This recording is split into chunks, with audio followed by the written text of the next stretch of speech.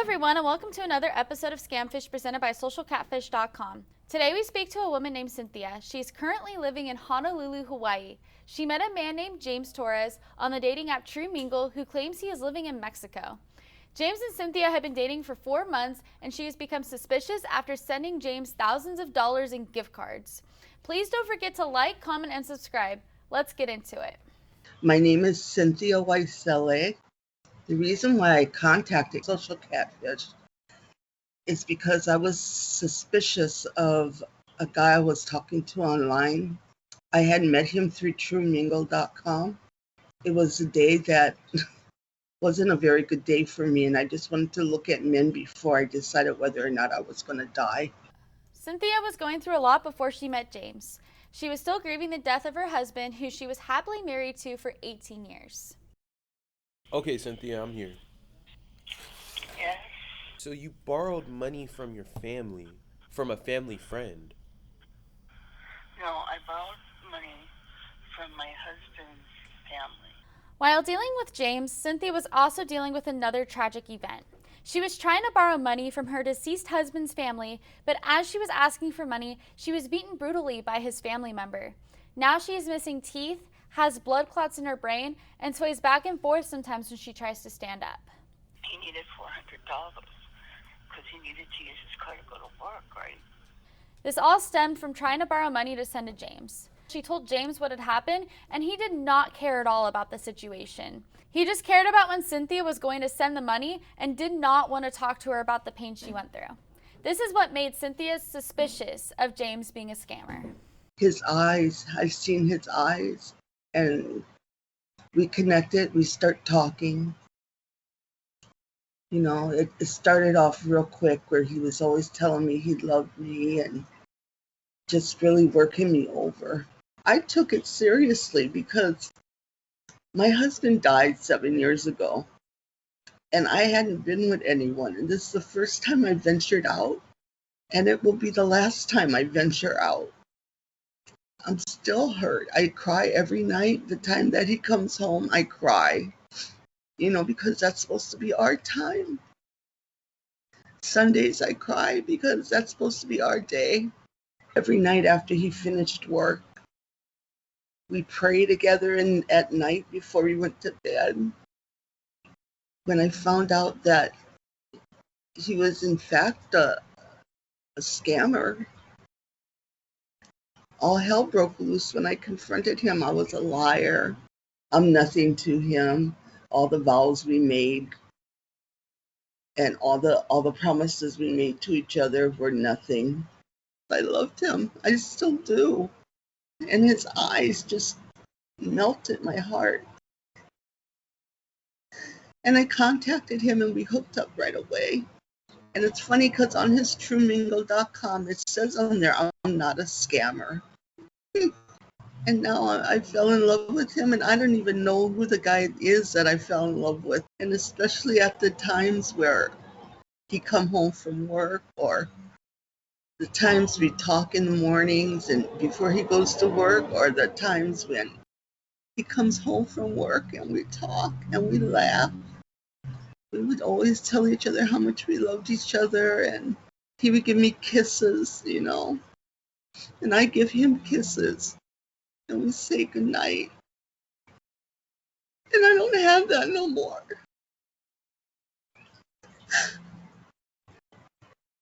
I don't know what to do.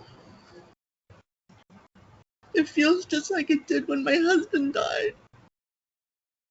It's so unfair. Cynthia was caught in a common gift card scam. It was gift cards, and you take the picture on the internet and then send them the pictures of the card and the receipt. Scammers will ask for gift cards because the money is impossible to trace. And then he said he takes it to a vendor. And then out of $100, he would get like $70 out of it, he said. If anyone ever asks you for gift cards online, make sure you immediately block them. 99.9% of the time you are talking to a scammer. He told me that he needed food or he needed to pay a bill. So the reason why I contacted Social Catfish was because I wanted to make sure that the guy I was talking to wasn't a scammer. But if he was a scammer, I wanted to know who he was, just exactly who I was talking to. While we were investigating the identity of James, Cynthia got caught up in 2 additional scams. Another man named Michael Hamilton contacted her through TrueMingle and they started talking. After getting to know him, they exchanged photos. Michael consistently asked for money, but Cynthia declined. Michael threatened Cynthia that he was going to sell some of the nude photos she sent him to Pornhub and even send her 34-year-old son the photos. It was time to meet with Cynthia for the first time. By the way, guys, if you enjoy our videos, please don't forget to like, comment, and subscribe. We work really hard to put a stop to these scammers. All of the support never goes unappreciated. Let's get back into it. Hi, Cynthia. Hi. So basically, we're going through your story, and there are a lot of things that have come up even during the processes of us investigating things and looking into things for you. We wanted to get a little bit of clarity of like what exactly happened, and if we need to look into things further, we can. But the thing that I was amazed by, so while we're doing this, you were scammed again, weren't you? Yeah. What happened? Like, why? He was telling me he needed $250. He seemed different. We talked a lot more. He really didn't ask for too much all at once.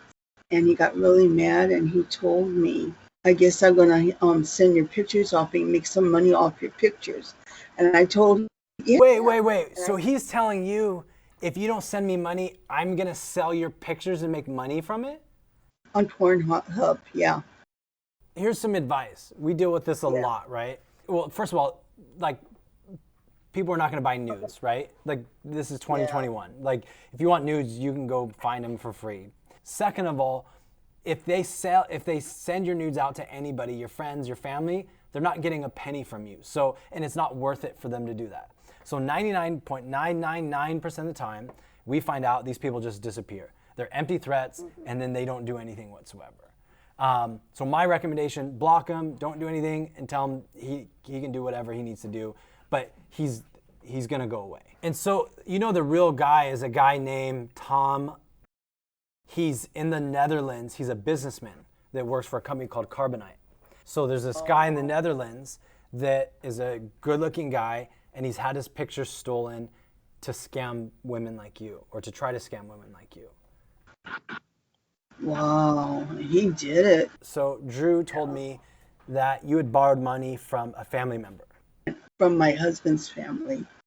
The $400. My husband's cousin. Him and I, we never did see eye to eye. And he was drunk and he was very angry. And I was sitting there talking to his sister, trying to tell her, this is the first time I ever did this, with them. And I was sitting there and talking to her and telling her, I'm not really telling her why I needed it, but telling her I needed it. He came up behind me without me knowing, grabbed me by the back of my hair, pulled me back and started kicking me in the head with no explanation, kicking me in the head with steel-toe boots. Left me unconscious. The ambulance came. I don't remember. I don't know. But the ambulance came, took me to the hospital. I woke up a few days later in the hospital not knowing anything. Did you file a police report? When it happened, I didn't, because how can I do it? I'm unconscious. I didn't even know if the police came. I didn't know anything. And then nobody came to see me at the hospital. When I was talking to Drew, I first thought maybe I did, but I don't think so. So I'm going to have to get on it sometime today, early tomorrow, and call and make a report. The hospital never asked you what happened? I didn't know. I was like in a coma, but not really. So they would come and talk to me, and all they said they got was gibberish. Lost my teeth. See? Oh my goodness. Lost my teeth. I got a blood clot on the back of my head. I had to get gamma ray to like melt it almost. It's in between the cranium and the skull. Have you But that's talked to your sister and in-law to see what happened? Now she's afraid to talk to me. You need to go to the police. You like Cynthia, like seriously, like we have to have a real talk. Like you have to at some point in your life stand up for yourself. You know? Oh, yeah. You have these guys that are trying to take advantage of you online. You have people that are trying to take advantage of you in real life, and you have to like stand strong. You have to defend yourself. And that was over the money that you had asked for this guy that you met? I was asking for the money for, the guy I met online. Okay, so Cynthia, we'll be in touch. Just let us know if there's anything you need in the meantime, okay? I appreciate your time and everything that you're doing. Well, thank you so much, and I will talk to you later, okay? Okay. All right, bye. We sent all the information to Cynthia that we had found and tracked down the scammer's location. James was not who he said he was. After running a reverse image search on our site, we found the real man in the photos. His name is Atlas Grant. Mr. Grant is a gay porn star and Marine veteran living in New York. Our search specialist, Lenny, decided to do one last call with Cynthia to tell her everything that we had found. Hi, Cynthia. How are you? I'm fine, thank you. How are you, sweetheart? Oh, I'm doing all right. Oh, you've been on a real ride here, Cynthia. Yes, I have. Not a very pleasant ride, but it's been a ride. Well, can you tell us a little bit about how that's impacted you? It makes me not want to go online to find anyone. I don't trust anyone. Again, makes me want my husband back even more, Was this your first time online dating, Cynthia? Yes, it was. First and the last. Can you tell us a little bit about what that was like when you found out the truth about your situation? Oh my God, it killed me. I did nothing but cry for days on end. I couldn't believe it. And then I couldn't get his face out of that guy's face. He was the main character in my movie, without me even knowing it. Well, him even knowing it. Only this damn fool knew it, But it's very human, Cynthia. It's a very human thing. And when someone uses your kindness and your generosity against you, that's not a fault on your part. It sure feels like it. I know. Well, are you ready to find out where this person that you're speaking to is located? I really am. It might give you a little more closure and just kind of cement it over for you. Yes. You sent the tracker to him, and it came up as Lagos, Nigeria. Oh, really? Yes. He told me he was in Mexico. Yes, and you know why these are called Nigerian romance scams? Because Lagos is the #1 place where these scams come from. The average scammer are young Black men between the ages of 17 and 24, and they do this 24/7. Oh, God. So, Cynthia, is there anything that you want to say to anybody else that might be involved like this or suspect that they're being scammed? Don't fall for the eyes. Don't fall for the eyes, because the eyes, they got blinders on them. They're not the truth. It's a lie. And just be very careful when they start asking you for things, or if they start telling you you're beautiful right away. Don't fall for it, because they really don't know you. You could have an ugly heart and they would call you beautiful just because they want your money. That's it. Or cards. In my case, it was all cards. I have all the cards still yet. Yeah.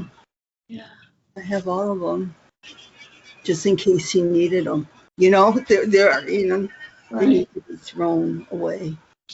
Well, I hope that I'll continue to see you on the group.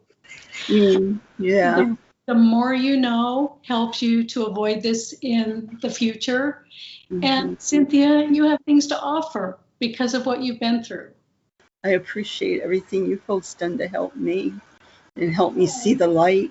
You take care and thank you again. You too, Cynthia. Thanks for watching another episode of Scamfish presented by SocialCatfish.com. Don't forget to like, comment, and subscribe. See you next time. Scams come in so many different forms. If you have been a victim of any of the scams below, please email us at sharemystory@socialcatfish.com. We'll get to the bottom of it with help from our Social Catfish team. By sharing your story with our YouTube audience, we can educate, spread awareness, and maybe someday we can put an end to these scams. Thanks for watching another episode of Scamfish presented by SocialCatfish.com.